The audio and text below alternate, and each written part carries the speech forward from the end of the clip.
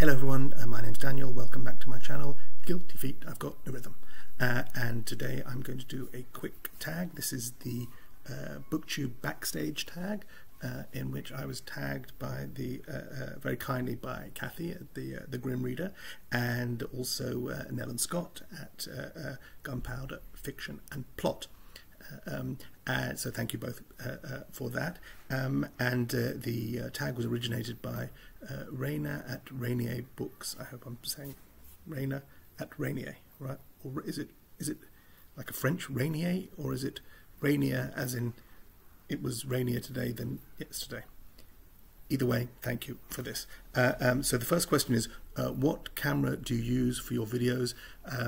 This is my laptop from work, and this is the whatever the little dot at the top, that's the camera. It's not, sorry. Speaking about filming and being your own director, do you have a favorite film director? So I thought about this and I was thinking, well, I don't really have a favorite. I like movies, love movies like everybody else. Do I have a favorite director? So when I think of having a favorite director, it'd be someone who I've seen, you know, most of their things, or someone, or a director, when I find out they've got a new movie out, that I want to go and see it because of the director. So I guess there are a few of those, and then of course I went back to the books to see what I had here to show maybe.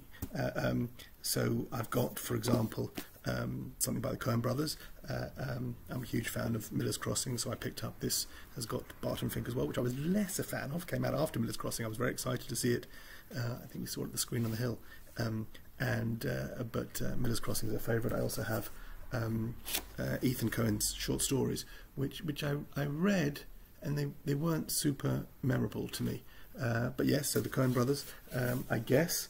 Another director that I've seen quite a lot of his work and very fond of is Mike Leigh, and I have this collection which is called Naked and Other Screenplays. The other screenplays in it are Life is Sweet and High Hopes.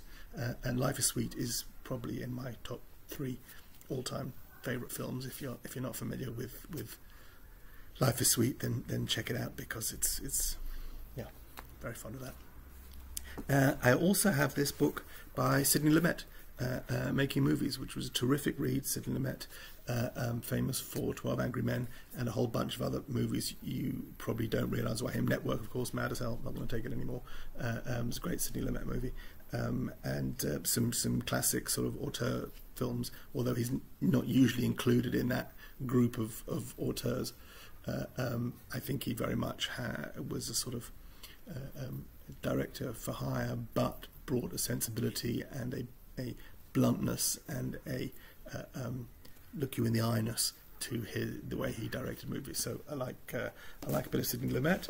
I've got this most unflattering author picture ever. This is Steven Soderbergh, actually in conversation with Richard Lester.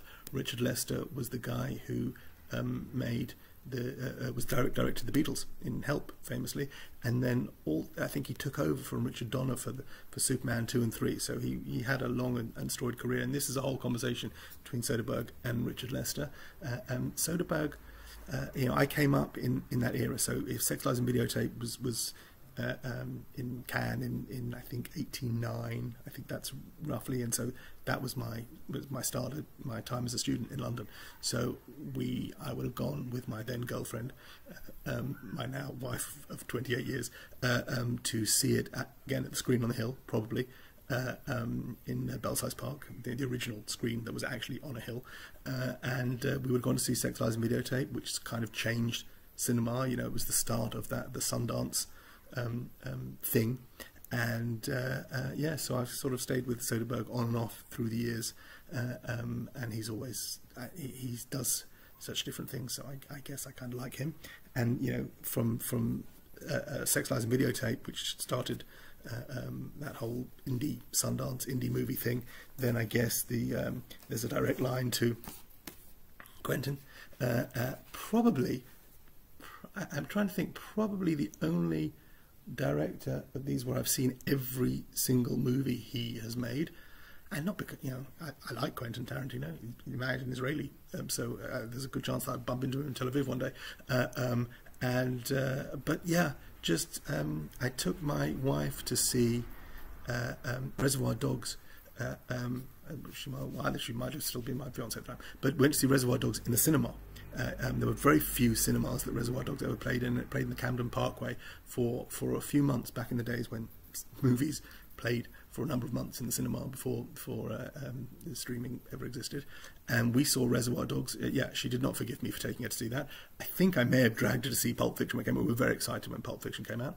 And yeah, so I guess that this is the script of Pulp Fiction. This was a giveaway that came with Premiere Magazine. His screenplay for True Romance, which was not directed by Tarantino, directed by Tony Scott, but great movie. Always liked you, Clarence, always will. So yeah, movie directors, I like movies. Question number 3. Oh, my phone's gone off, which has the prompt in it. 1 second, recognise my face. No, you don't recognise my face. Yes, there you go. What microphone? See, I'm very technically minded. What microphone do you use, and what program do you use to edit your videos? Yeah, so my voice is also being recorded by the laptop, which has the camera in it. I don't know where the microphone is, even in the laptop, so I just talk and hope that you can hear me. I don't edit my videos. There's a rudimentary video editing thing that came with the laptop, so I type in video, and it so I have that the opening bit, which I recorded on my iPhone and moved to the thing, and that I just duplicate my last video and remove the body and just keep that beginning bit and type over the. Yeah, it's really very lo-fi. You may be surprised to learn that in the way back 15 years ago, I was the content manager for a very, at the time, large video sharing company. We were competing with YouTube, and this was before Google had acquired YouTube. So I was very, very involved at the birth of online video, and managing content for this company and doing content deals for videos, and I actually lectured on 3 different continents, lecturing content makers about how to make videos. So the fact that I'm unable to manage even the simplest of edit, it was more, I guess it was more about the kind of content and the framing and getting the sound and the lighting right, none of which that I have done.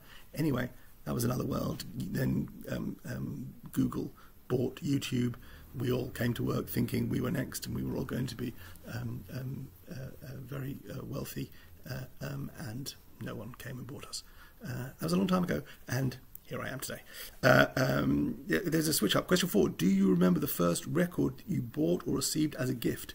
So I saw someone, I think Scott and Nell, were very offended they were being asked about the first record they bought, as if that would make them impossibly old. Well, yeah, I was given a record player probably for my 11th, 12th birthday.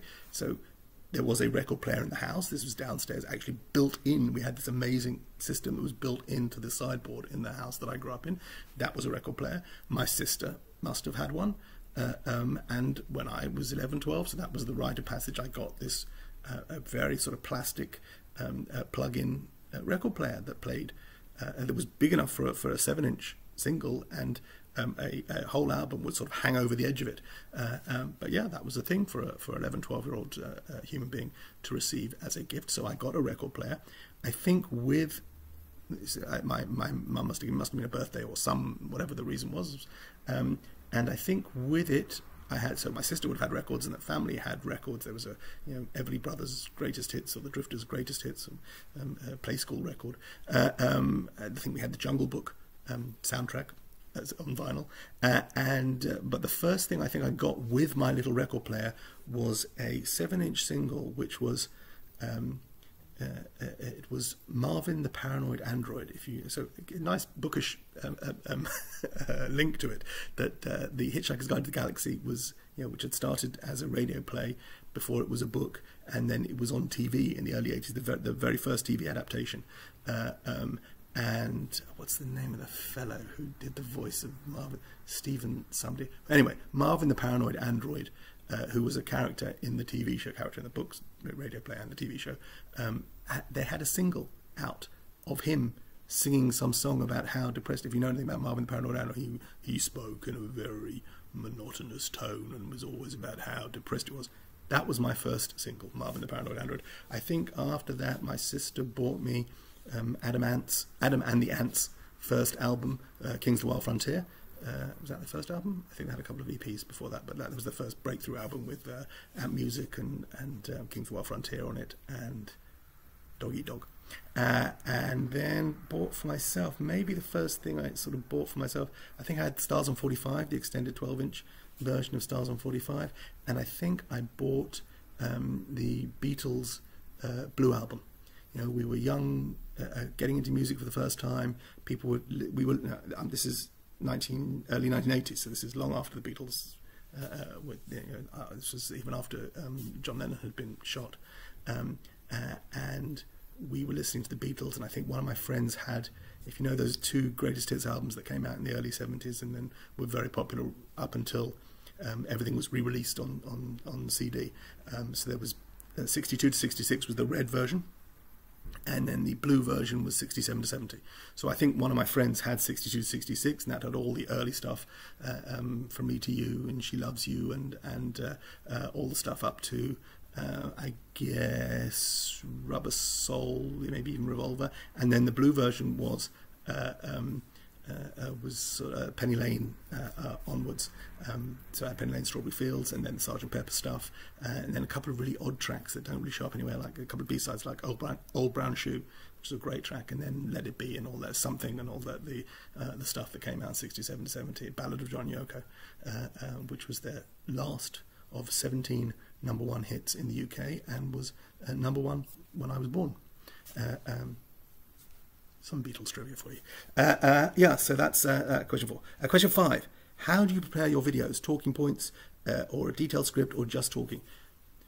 So there was a very conscious decision. I know how to write a script, and I've written speeches, and I've delivered speeches, and there was a very conscious decision not to do that for this, because I was trying to remove all the barriers that would stop me from doing this and doing this on a regular basis. So I watched people like Steve Donahue, who just turned on the camera and started, I was going to say babbling, but of course that would be insulting, started talking, and it was unedited, and he allowed his knowledge and his erudition to speak for itself, and I decided that would be the kind of thing I would aspire to. I think I'm still aspiring to that. I think there are other booktubers I since discovered who seem to be doing a very much run and gun attitude. It's a very corporate way to describe someone who just talks walk and chalk and run and gun. Anyway, talking without notes. And so I make little notes for myself. I don't write a whole script. I have occasionally rehearsed the whole thing. So sometimes I will do the entire video without pressing play and just see where my mind goes, and discover maybe a particular cul-de-sac that I hadn't thought of, and then when I then come to record, hopefully repeat that. So I guess that's some kind of preparation, but I really try and get the whole thing done in a relatively finite space of time. Another fun fact is no one in my family knows that I do this. So I live here at the moment just with my wife and daughter. Both my sons have moved out. They both work full-time, and so I sneak this around when they're not here. So that's the other reason why I try and move very fast. I may tell them at some point that I have a YouTube channel where I've been talking to you guys, but I haven't felt the need so far. Okay, question 6. TV shows have become the thing of our time. Game of Thrones, Stranger Things, Netflix, HBO, and Amazon. What is/are your favourite TV shows ever? Name maximum 3. Well, I can name a maximum 3. Name your 3 favourite books, whatever.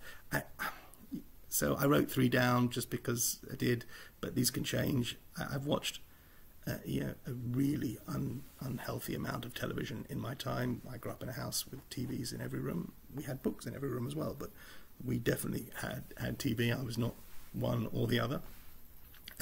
We've lived the last 15 years or so without TV. Like when the kids were young, we often let the TV babysit for them, but at some point when they were maybe 8, 9, 10, 11, it just became untenable.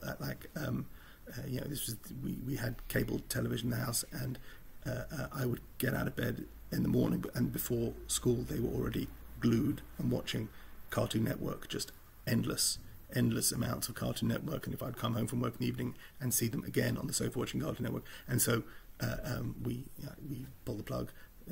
TV had died. It was, we'd bought it when we moved to Israel, and it was probably 10, 12 years old, and was a goner, and we just never replaced it.